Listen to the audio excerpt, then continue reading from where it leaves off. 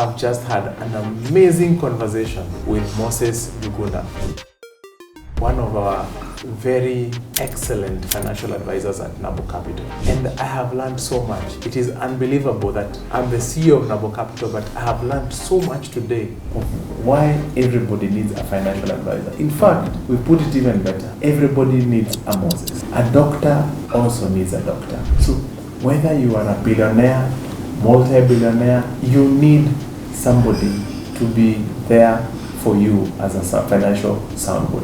Listen to this conversation and never walk alone again in your financial journey. You'll thank me later.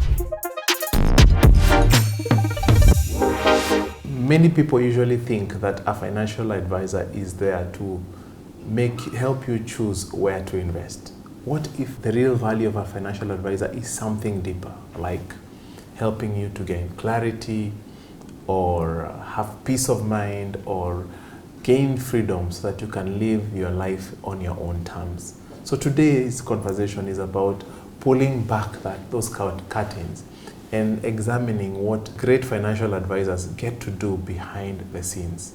So we have a very, very special guest today here who is not just a numbers guy, but he's a fantastic guide, he is a strategist, and sometimes even a counselor. So whether you are starting your financial journey or you are starting to rethink your financial journey, this conversation is going to help you to understand what you should expect or even demand from your financial advisor. So welcome. Thank you. We are happy to have you. Moses, here. Thank you. Moses Njuguna is our special guest today. He is one of our best financial advisors at Nabo Capital. I'm really proud of the kind of work that you do, Moses. You are extremely passionate about helping people to get their financial freedom. Thank you. And today we want to just unveil this mysterious phrase, financial advisor, which I think has been misunderstood. Yeah. Wow. So Moses, how did you get yourself to become a financial advisor? Thank you. Thank you, Pius, for having me today. Yes. The journey, it's been a journey, and first it started with an interest. Of course, I started off in a banking sector. Yes. And of course, doing back office, reconciliation and all that. And I started to admire this thing called investment. And mostly I tried to research to understand what's this investment, what does it involve, and that interest made me to change my career path from the back office to go into the investment industry. And when I just landed, financial advisor, I got a financial advisor role, and from that journey, since I got that opportunity, I've never looked back. It's one of my best decisions that I made, because one, it involves working with people, and you know about money. It's one of the most important part of our life, because everything involves money. Raising up a family, paying school fees, you moving from where you are to the other place, you need money. Money makes the world go round. Money makes the world go round. And that thing, I realized the way you say, you have a doctor, a family doctor, you have your own lawyer, you are a family lawyer, you have your own personal mechanic. Yes. I realized that every client also need an advisor, financial advisor. And from that day, I started working with people. I go beyond just, it's not about sales. There is a confusion between a salesperson and a financial advisor. A financial advisor, you go beyond selling the product. First of all is to assess the client, working with the client to understand, so that you can give a recommendation. And after recommendation, the journey does not end there. There is a constant reviews. You set goals and you set days too. Yes. That's interesting. In fact, you've reminded me something that I like saying. A financial advisor is more important than your doctor. Yeah. Why? Because the financial advisor is the one who helps the customer to place their money. Even the doctor is paid because the financial advisor is helping the customer. So when our customers are flying out, maybe they are going to India for further treatment, Yeah. guess who they call first? Financial They advisor. call a financial advisor. Yeah. So a financial advisor actually helps the customer to even pay the doctor, pay the mechanic, pay all those people. Yeah. Yeah. So I'm glad that you've mentioned that. Thank you. How would your clients describe the experience of working with you? Most of my clients, the one I've worked with, they have been transformed. It's been a transformation, not just buying a product, because every client that I have has a goal. Yes. When we are starting off the journey, we set up a goal. Is it a home ownership? Is it an education portfolio?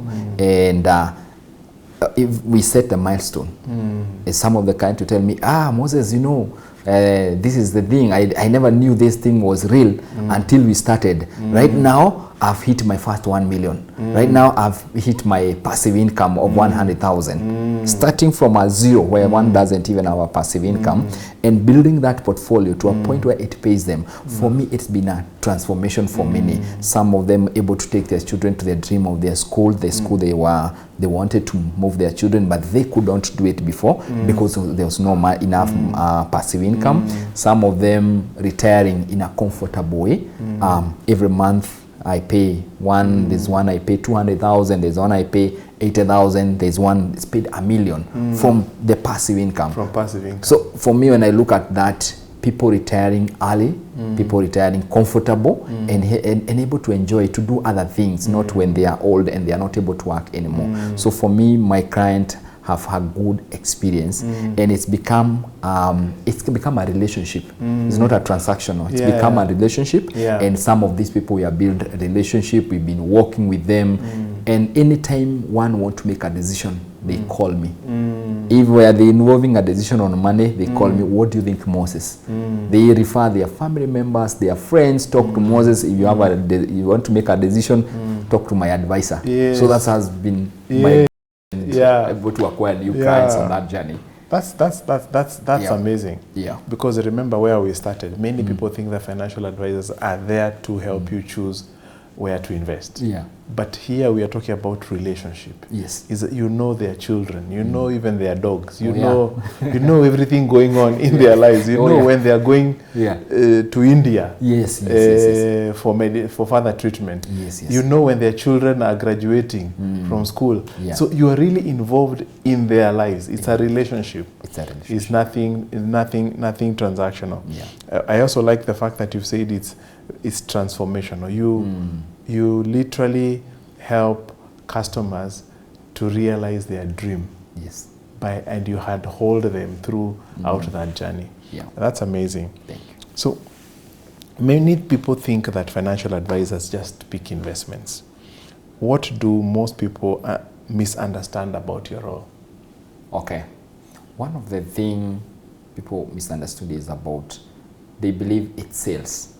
Moses is here to take my money and go.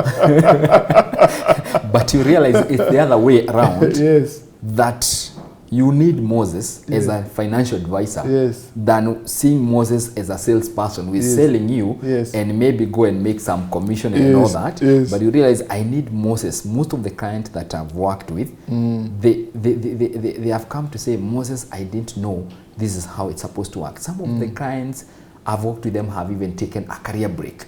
Someone comes and say, Moses, I feel like this job, I want to do something different, but I cannot do it right now. Most of the clients we found them in that situation and say, I want to take a transition, but I'm not ready. So you sit down, I sit down with you, and we establish what is this that you'll need for you to help you transition, and we start building that. So when we build that, and then the time comes and then you transition, you realize this person will see Moses in a different way. It was not just a transactional, it was not, in fact, the money is not what starts, it's a goal. When we meet with the client, it's not about your money first. It is the goal that you have, and then we go and assess. Assess what are the obligations do you have? What are the goals have you set? And we call it investing with purpose. Investing then with we purpose. set a goal. Yeah. and then we are able to track these goals. So for me, I'll say yes, there's that misconception about a financial advisor. You're here to take their money. They take my and money earn a commission and go and earn a commission and disappear. But on the other side, you are the client who benefits more. You're the one helping them. You're there to help them make money. To make money. I look at the end of the month when I look at the client statement, I'm like, wow, this client, I made for him $1 million. Yeah, in a month. This client was maybe this money. And some of them, you realize people have money, but they have not realized the much they can make from that. So when we say to the client, some of them might tell them, you need to sell that land which is idle, seated there, put this in a portfolio. You need to, some of them have told them to downgrade part of, you know, because of how much they are going towards their lifestyle and, you know, we are looking good, we are doing well, the image. Some of them, I tell them, this can be turned to be a source of income. And you can convert this and add it to the portfolio. So we downgrade some things and put extra money to this portfolio. And then they realize, I didn't have this stream of income. Now I have an extra stream of income. I was only relying on the salary, but now I have another stream of income. So that client, the perspective changes immediately. They don't see you just as a salesperson who was there to just take my money, but they see as someone who... You become a soundboard for them. And how do you tailor your approach to different types of customers? For example, there's a young professional versus someone who is approaching retirement or even a retiree. In my journey, first of all, we do what we call listening. When I meet you, Pius, I want first of all to listen to understand you. I listen, I analyze and see this is the need Pius has, because what Moses, my need and your needs are different.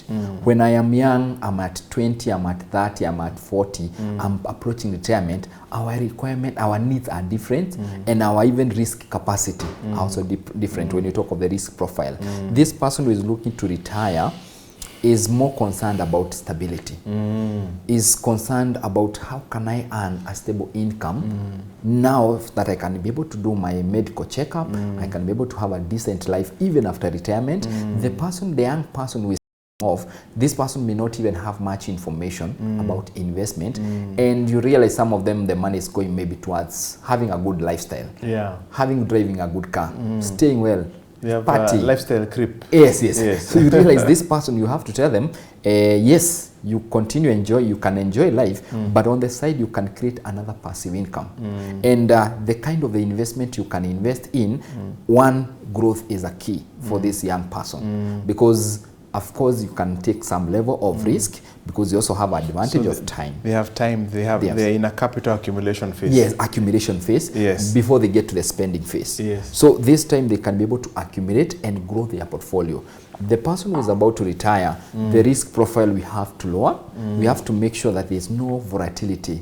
The changes, that their income today was 100,000, tomorrow is 20,000. They need a They don't want anything that will cause the blood pressure to go up. Or anytime they are trying to sleep and they are thinking, Moses, or they are thinking, is my money safe? Am I going to lose my capital? So that client, the recommendation I make is something that is stable. And mostly we approach what we call fixed income strategy, where we are able to preserve the capital, have a growth, and have a compounding interest in that journey. Okay. Maybe you can walk us through your process when someone comes to you for the first time. What sort of journey do you take them through? Okay, thank you. I mentioned about when I meet with the client, it's a lot of listening. A lot of listening. I listen to the client. Just like a doctor. Like a doctor. The way you go to the doctor and he ask you, when did you start feeling this pain? So when I meet with the client, I want to listen to understand this client, because as I said, every client has a unique needs. There's one who is looking for home ownership. There's one who is looking to build a passive income of X amount. There's one who is looking to, education. How can I give my children a good education? So I listen, and then I evaluate. I try to see from what are your, the experiences that you have had. There are people who have tried investment before and they have failed. They've met with these people, as you can say, financial advisor somewhere. They were told this thing is going to work for you, it's going to double your money. They put their money, they've lost. So the confidence in terms of the capital market and investment, it's a bit down for that client. So you listen and you understand this client from where they're coming from, they've lost somewhere. There are some trauma. Yes, they have some trauma. So that's why I said sometimes it involves counseling. There are people you'll meet and you tell them, this meeting we need to sit down. We need to have this conversation as a couple. Or what we say 1+1. So you just, if you met one partner, you ask for the next sitting where you can come even with your partner so that we discuss these finances. So that as we are making the goal, it is able to align so that we can walk together. And even the word of God says, two people can't walk together unless they agree. So we have to come together. Then from there, I recommend solutions. I do some proposal. I do a projection and say, if you are looking to earn 50,000 to start there, we need this size of the portfolio. We need to start, maybe we need 5 million, we need 4 million, we need 10 million, depending on the need. And then now, where do we start? If you don't have the 10 million, we can start here. And then keep on building commitments. Now I get a commitment from the client. How much are you able to make from your... It's also sometimes involves checking the budget. How much do you have investable income? And be able to allocate this in this portfolio. And then now I do my proposal. I share with you the kind of the investment proposal looks like for the next even maybe 5 years. And it calls for commitment from the client and as a fund manager. So the returns I'm going to generate for you and your commitment in terms of how much are you going to fund this also determines that journey. So we start off the journey. I share the investment proposal, we review it together, and we start the onboarding process. The onboarding process is very, very, very simple. We can do it in like an hour, and then we start that journey. And every month we are sending you the statement. You're able to see, and we can set calendar. There are those people we have calendars, maybe quarterly or half yearly. We are assessing that journey and how it's going.